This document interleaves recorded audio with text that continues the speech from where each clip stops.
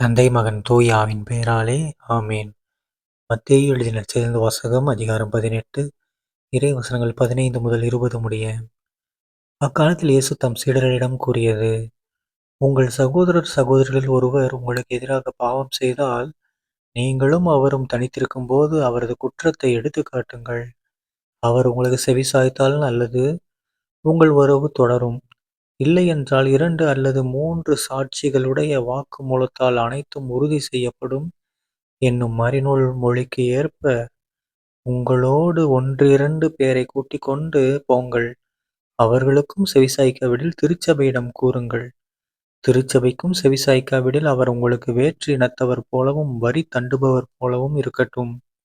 மண்ணுலகில் நீங்கள் தடை செய்பவை அனைத்தும் விண்ணுலகிலும் தடை செய்யப்படும்.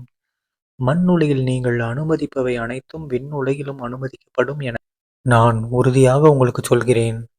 உங்களுள் இருவர் மண்ணுலகில் தாங்கள் வேண்டும் எதைக் குறித்தும் மனமுற்றிருந்தால், விண்ணுலகில் இருக்கும் என் தந்தை அதை அவர்களுக்கு அருள்வார். ஏனெனில் 2 அல்லது 3 பேர் என் பெயரின் பொருட்டு எங்கே ஒன்றாகக் கூடியிருக்கின்றார்களோ, அங்கே அவர்களிடையே நான் இருக்கிறேன் என உறுதியாக உங்களுக்குச் சொல்கிறேன்.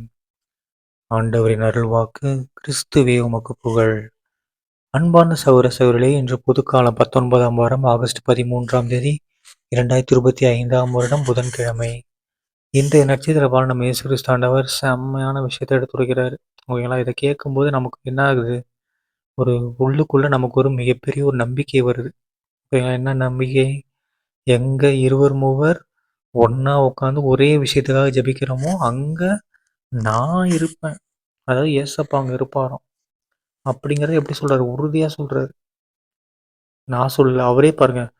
நான் இருக்கிறேன் என உறுதியாக உங்களுக்கு சொல்கிறேன். நான் இருக்கிறேன் அப்படின்னு சொல்லல அவரு. உறுதியா சொல்றேன். நீங்க ஒரு 2, 3 பேராவது ஒண்ணா கூடி ஒரே விஷயத்த ஜெபிச்சீங்கன்னா, அங்க நான் இருப்பேன் அப்படின்ட்டாரு. அதனால தான் நம்ம எல்லாரும் என்ன சொல்றோம்? குடும்ப ஜெபம் பண்ணுங்க, குடும்ப ஜெபம் பண்ணுங்கன்றோம். ஓகேங்களா? ஸோ குடும்ப ஜெபம் பண்ணும்போது என்ன பண்றோம்? ஃபார் எக்ஸாம்பிள் ஜெபமாலை ஒப்புக் கொடுக்கும்போது, முதல் 10 மணி குடும்பத்தில இருக்கிற பெரியவங்களுக்காக, ஓகேங்களா? 2வது 10 மணி திருமணம் ஆகாதவர்களுக்காகவோ, இல்ல குழந்தை பாக்கியத்துக்காகவோ கொடுக்கலாம்.